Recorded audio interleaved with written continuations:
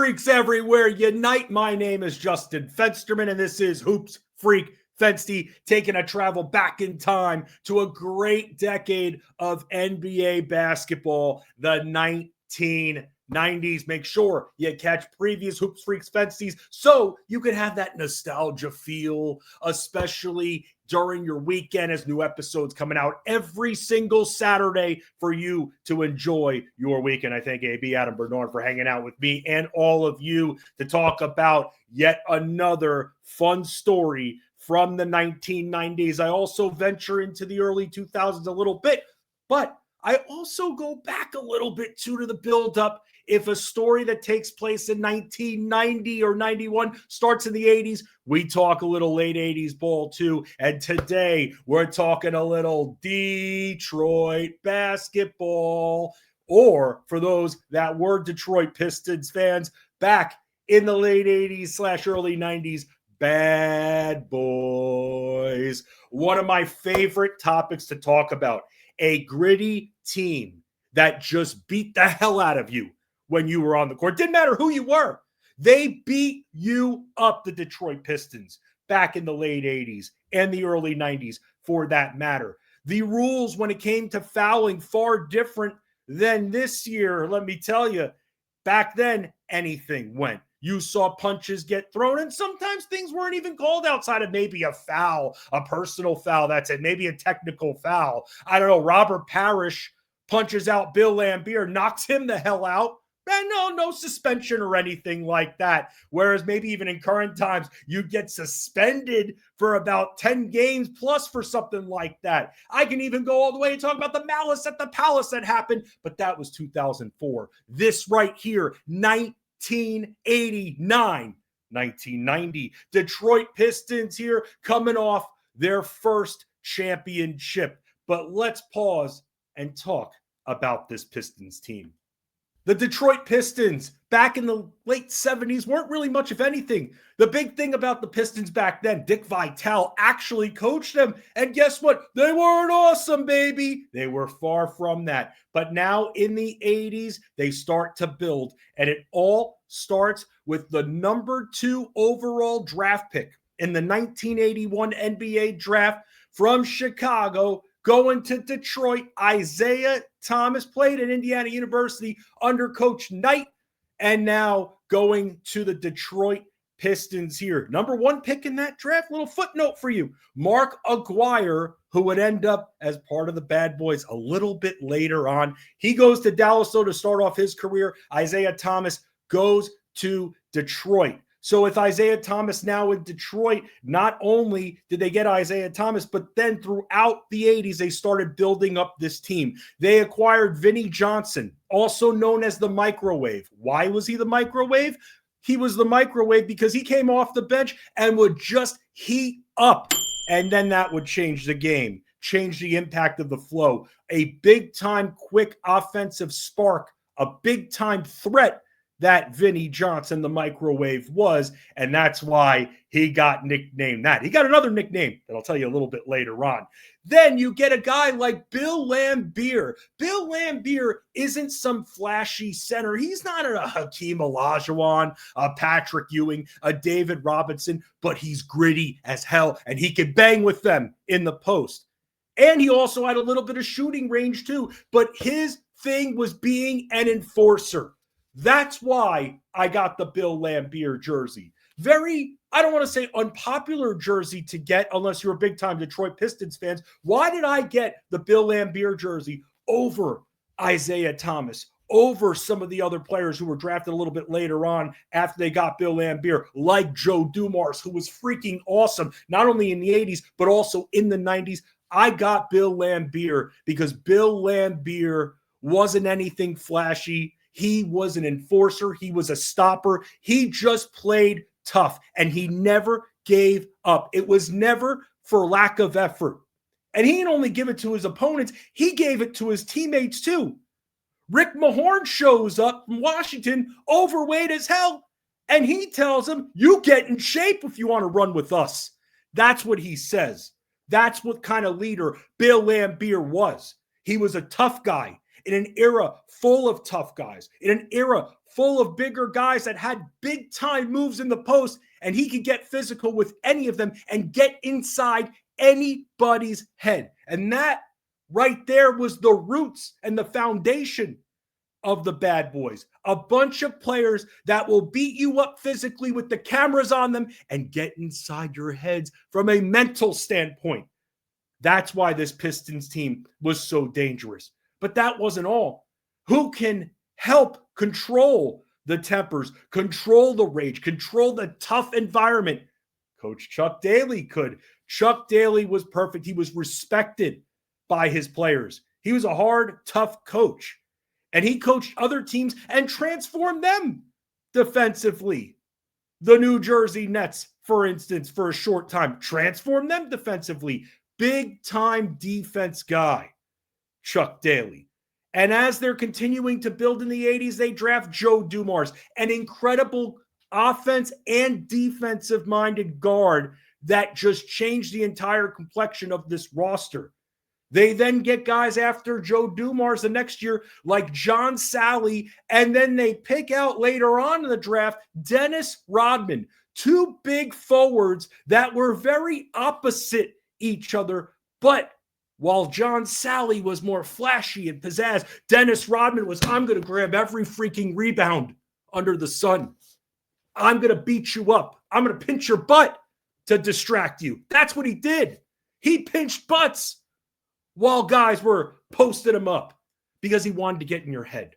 And that's what Dennis Rodman did. John Sally, also someone who was tough. And that's where they met in the middle.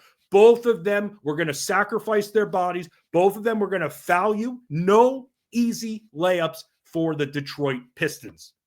Now, to make sure you balance out the environment, the emotions, you want a bunch of young, hungry players to be combined with some veterans. And one of those veterans for the Detroit Pistons, Adrian Dantley, an all-star, multi-time all-star and scorer. They trade for him in 1986. But the problem here was that as the Pistons were rising through the 80s, Adrian Dantley got a little jealous because the team was rallying a little bit more around Isaiah Thomas. As they're rising, as they're gaining more players, they get James Edwards, another big guy. They have Rick Mahorn, James Edwards, Bill Laimbeer. Who's going to beat that trio? Nobody. And you started to see them rise a little bit. Remember, in the 1980s, it was Boston's conference, the Boston Celtics, and a little bit of the Philadelphia 76ers in the early 80s. But the Boston Celtics pretty much had a padlock on the Eastern Conference. Detroit couldn't beat them in 1987. They beat them in 1988 and go to their first ever NBA Finals. In that NBA Finals, they faced the Los Angeles Lakers. They lose to them in 7 games. Game 6 comes down to the last few seconds. Kareem Abdul-Jabbar goes up for a hook, and a foul is called on Bill Laimbeer, who was just standing there with his hands in the air. That's it. When you are a basketball player and you're guarding someone, your back is to the basket, and you have your hands in the air straight up like that, and then there's no movement, you don't attack, you just stand there, there's not supposed to be a foul called. There was a foul called. Even Pat Riley, who was the coach of the Lakers, called it a phantom foul. And the Lakers were able to escape in Game 6. That was also, by the way, the series where Isaiah Thomas really damaged his ankle in Game 6. But through his momentum, through the adrenaline, he kept going. He kept playing. He put on a monster second half scoring expedition. But at the end of the day, they couldn't do it. The foul was called, changed the game, the series, controversial indeed. And in Game 7, the Lakers were able to prevail. But that wasn't the only thing controversial about this team or about this series or about the Bad Boys Pistons, because they were still on the rise. The Bad Boys Pistons, how did they get their nickname? They did a bunch of things. They were gritty. They grinded you out. They got physical with you. They replicated the old school Oakland Raiders football teams. And that's how, when you see the Bad Boys flags and everything, the colors that they are, notice the same colors as those Oakland Raiders teams back in the day. They got a bunch of gear too to try to sell it out and everything like that. They were compared to the Oakland Raiders because they played like those old Raiders teams. And Isaiah Thomas, let's not forget, in 1987, made some comments, let's just say, about Larry Bird that also sparked some controversy to the point where Pistons aren't even in the finals in 87, but there needs to be a press conference involving Larry Bird and Isaiah Thomas to make sure there was nothing completely racist, racial included in Isaiah Thomas's comments about Larry Bird, or rather Dennis Rodman's comments that Isaiah Thomas might have sort of agreed with, let's just say. All of that combined in the physical nature of the Pistons made them heels, made them the bad boys. But there was another reason too. On the Pistons' rise up the Eastern Conference, they lose the 1988 finals, but then what they do is, as they're attacking the 1988-89 season, they make a big-time mid-season trade that changed this team from splitting apart right down the middle, because tempers flared between Isaiah Thomas and Adrian Dantley, and it became a whose team is it really? And that divides the locker room. The Pistons wanted no part of that. They were breaking apart. And so what they did was they made a big-time trade, trading Adrian Dantley and getting Mark Aguirre, Isaiah Thomas's friend, grew up together, was the first pick in the same draft as Isaiah. They went back-to-back 1 and 2, remember. But here's the thing with Mark Aguirre. Mark Aguirre had an attitude problem too, just like Adrian Dantley. Mark Aguirre had a big-time attitude problem, and that impacted Dallas's play. They couldn't get to the top because of it. That was part of it. And so you're going to bring a guy with an attitude problem onto a team with fiery personalities, Dennis Rodman, Bill Laimbeer, Isaiah Thomas. Are you kidding me? How is that going to work? Mark Aguirre, though, he ended up humbling himself when he came to Detroit, because he realized here that they had a chance to win the NBA championship if he fell in line. He was going to be coming off the bench. He wasn't going to be some main player like he was in Dallas. He was going to be coming off the bench in this situation. And Bill Laimbeer made sure that he knew, we don't F around here. We're going after a championship. And doing that was a very amazing decision. 1989, the Detroit Pistons win the NBA championship. They beat the Los Angeles Lakers. They actually sweep the Lakers. But did they get full credit for the title? They got a majority of the credit. But there were a lot of naysayers and doubters out there that were saying, wait a second, Byron Scott was hurt the whole series, taking out an offense and defensive weapon from the Los Angeles Lakers. Magic Johnson hurt himself in the series and had to miss half the series essentially, and wasn't even playing close to 100% for 75% of that series. So without the backcourt, was that really truly a Detroit Pistons win? Can you give them the entire credit for that championship? They were not given that. But they win the 1989 NBA championship. Joe Dumars finals MVP during that series. So now, 1989-1990, the Detroit Pistons are now the defending champions. And that's about the time the Bad Boys name really started to take off. And a big part of that was that the league was getting fed up with the Detroit Pistons. They were getting into a lot of fights. They were being too physical. They were taking down players. But most importantly, one of the biggest reasons of all was because they were taking down Michael Jordan. This time, Michael Jordan, late 80s, he's very popular. Larry Bird, Magic Johnson kind of being pushed to the side a little bit to usher in the Michael Jordan era. And the Detroit Pistons said, not yet.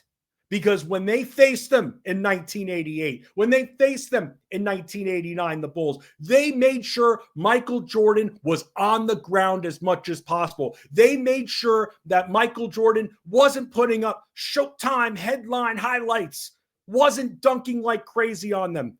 They'd rather commit fouls than let him go inside and get that kind of highlight. They wanted to do everything they can to take Michael Jordan off of his game. And you know what? It was the smartest thing they can do. They stopped Michael Jordan and the Bulls from reaching greater heights because of their physical play, also known as the Jordan rules. Nothing too complicating here with the Jordan rules. Here's what it was. When Michael Jordan would get the ball, he would force him left. Why would they force Michael Jordan left? Because when Michael Jordan would go left, he would try to score while going left. So they put Joe Dumars, great defender on Michael Jordan, make him work for it. And then Michael Jordan would often run into traffic after that because Joe Dumars would stop Michael Jordan as he's trying to penetrate left. And then he'd either take a bad shot or be in traffic. But the other part of the Jordan rules, force him in the middle. You force him in the middle, you get your big three down low that's in the zone. They converge on him at that point. And then Michael Jordan is put to the ground. He starts going right and then wants to try to go crossing, going left. They're going to put him on the ground. They're going to have three guys on him at that point. His best bet was going one-on-one and going left once he got the ball. Detroit would force him left to try to be like, hey, Michael, you could try to score here to try to penetrate. Joe Dumars on him. But then they would switch it up because Michael Jordan probably thought, well, if Joe Dumars isn't on me, he'll be able to do whatever he wants, right? Wrong, because they'd send Dennis Rodman right after Michael Jordan. Future teammate Dennis Rodman. Dennis Rodman was key to the Jordan rules. So was Joe Dumars. It was pretty much them two. Because Dennis Rodman, while Joe Dumars would play amazing defense, not fouling him, making him work for shots, Dennis Rodman would just trip him. Dennis Rodman would just push him down. Dennis Rodman would just grab a hold of him. The physical nature takes a toll on anyone's body. Michael Jordan, no exception to that. So that was the Jordan rules. He attacks the middle. The big guys put him on the ground. He goes from right to left. The big guys put him on the ground. He tries to go left. He goes one-on-one with Dumars, or he goes one-on-one with Dennis Rodman. Either way, he's going to be working for every single shot. And he's not going to be able to drive successfully on those guys. Try driving on guys like James Edwards and Rick Mahorn and Bill Laimbeer. Not going to work. Not going to work at all. So they were able to limit him. And part of the other reason they were able to limit him is because Michael Jordan was a one-man show in the 80s. It wasn't until the first year the Bulls won the title in 91 where Jordan realized, oh, I got Scottie Pippen on my team. I got Stacey King on my team. I got John Paxson, BJ Armstrong, all these guys. Maybe I should be more of a smokescreen and featuring them. Eureka! But before that, Jordan was the one-man show. And so because of that, Detroit knew he was going to try to score at any chance possible. They were going to make him work for it, put him on the ground. 1989-90, that year. This is the year the Bad Boys rose to prominence. The whole league hated them. They were not only the NBA championship that they won controversially, but they were hated by the league. Isaiah Thomas, not liked by a lot of people in the league.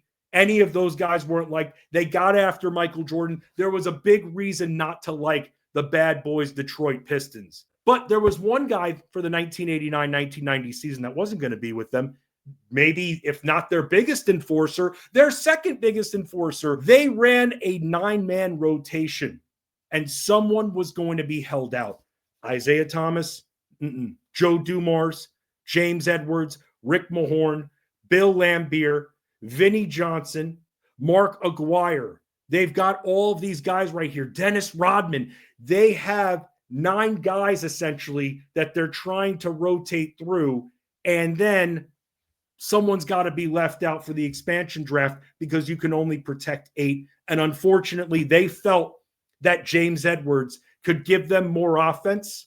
And because of that, Rick Mahorn was left unprotected. And the Minnesota Timberwolves, who were just entering the league, they end up drafting him. He is out of Detroit.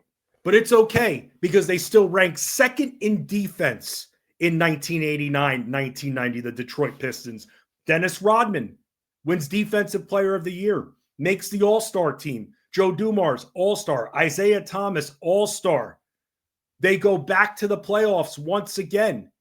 And they run through the playoffs. They meet the Bulls in the Eastern Conference Finals. They go to game 7. And you're thinking you're going to be seeing this amazing, spectacular, if there was a movie about it, it'd be the best movie ever released, right? Wrong. Scottie Pippen has a bit of a migraine impacting him the entire game. The Bulls able to prevail using the Jordan rules and able to go to the NBA Finals to face the Portland Trailblazers. Now, Portland, while they weren't the Los Angeles Lakers, they were still a top 5 defensive team. They had a big-time front court like the Pistons did. They had a front court of Kevin Duckworth and also Buck Williams, a great defensive player. Cliff Robinson coming off the bench to bang the boards. They have Clyde Drexler and Terry Porter, an excellent backcourt, one of the most threatening backcourts during that time in the league. Clyde Drexler, big-time scorer. Terry Porter does just about everything else. He can score, but he can also do everything from defend and set up plays too. Terry Porter was excellent at that, was in the league a very long time. But the Detroit Pistons come in, and in this final series against the Blazers, they split the first 2 games in Detroit. Detroit loses game 2 in overtime. And now Terry Porter is all happy, braggadocious, right? He's all happy, chest pounding, because he's saying they're going back to the crib. And they're not coming back. That's what he kept saying. They're going back to Portland, where, by the way, 2-3-2 series format. So the next 3 games are going to be in Portland. And then if it went to game 6 and 7, that they would be back in Detroit. But Terry Porter saying they're going back to Portland. They're not coming back to Detroit. Well, Terry Porter was right about that. That's because Detroit won all 3 games in Portland, winning the series in 5 games. In game 5, Vinnie Johnson, the microwave, with 0.7 of a second to go, hits a big-time jumper, which gave him a second nickname. The microwave being the first, 007 became the second, because with 0.7 of a second, he hits a shot and the series winner, and the Detroit Pistons win their 2nd straight NBA championship. In 1990, Isaiah Thomas wins the Finals MVP. So now they've won back-to-back titles, right? And the league's starting to move in on Detroit. Try be less physical, threatening bigger fines, suspensions. But what could take down Detroit, right? Themselves. Age, unfortunately. I mentioned throughout the 80s, even going back to 1981, that's when this team started building. So they were getting older. Guys like Lambeer and Isaiah Thomas that have been around for such a long time. Vinnie Johnson, guy that's been around since the 70s. And you can only withstand deep postseason runs with your body as you're getting older for so long. Because in 1991, this Bad Boys team goes back to the Eastern Conference Finals. But there's a little bit of a difference here. And that difference is the Chicago Bulls were ready for them, waiting on them, having the home court advantage, and they knew how to beat Detroit. Detroit was going to do what they always did, focus on Michael Jordan, and Michael Jordan was going to make sure all of his other players, teammates, were featured. And that's what he did. And Detroit couldn't keep up with the Bulls. The Bulls were ready. It was their time. Just like when the Pistons were coming up in the late 80s, in 1988, when they beat the Celtics, that was the changing of the guard right there. And you'd think that the changing of the guard would be such a great, great moment when it would happen, when that series finally ends. But a big-time, controversial moment struck the Bad Boys once again during the 1991 Eastern Conference Finals. And that's with seconds winding down in Game 4, Detroit on the verge of getting swept. Most of the Pistons players decide, screw it, the game's over, and they walk off the floor with still time remaining in the game. Very unprofessional, very greaseball kind of move. Not the changing of the guard that the NBA would like to see. And as the Pistons players that were leaving the court were walking by the Bulls bench, Isaiah Thomas is walking by Michael Jordan, and he's trying to hide, ducking his head, trying to hide from Jordan and those other Bulls players too, because he knew the act was kind of embarrassing. And if you ask any of those Pistons players, they'll also say, well, the Celtics did it to us in 1988. Well, that might be. That might be a few of the Celtics players walked out. But the Bad Boys Pistons were going to do that. They can blame the Celtics all they want. That was their image, though. And they hated the Bulls. And they were about to get swept by the Bulls. So they decided to walk out. What did that end up doing?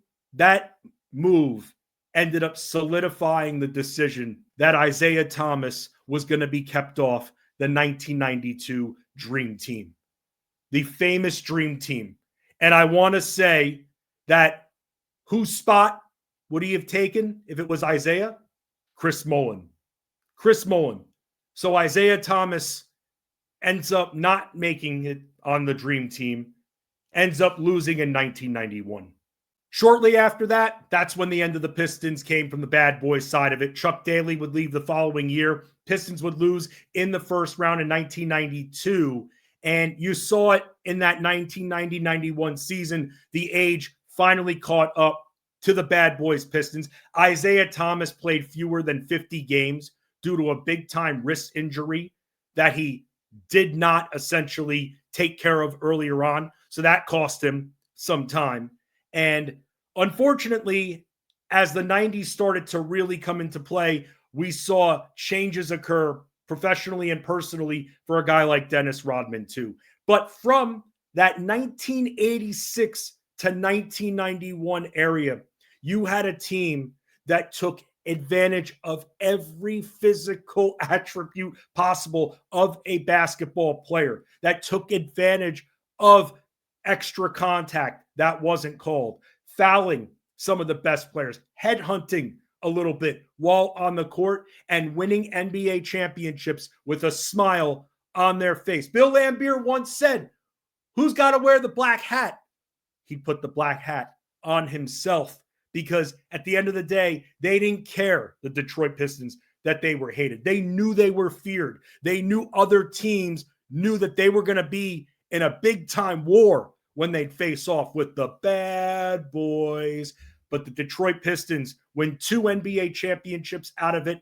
After building at the beginning of the 80s, they end up capping off the decade by winning an NBA championship and then starting the 90s by doing it once again. I'm Justin Fensterman. Make sure you check out other Hoops Freak Fensty episodes talking about some of the best storylines from the NBA from the 1990s. Give me a follow on X and Instagram at Fensty Sports. And I want to thank you all for hanging with the Bad Boys, hanging with me, the Fensty, Hoops Freak Fensty. I'm always freaking on some NBA. See you freaks later.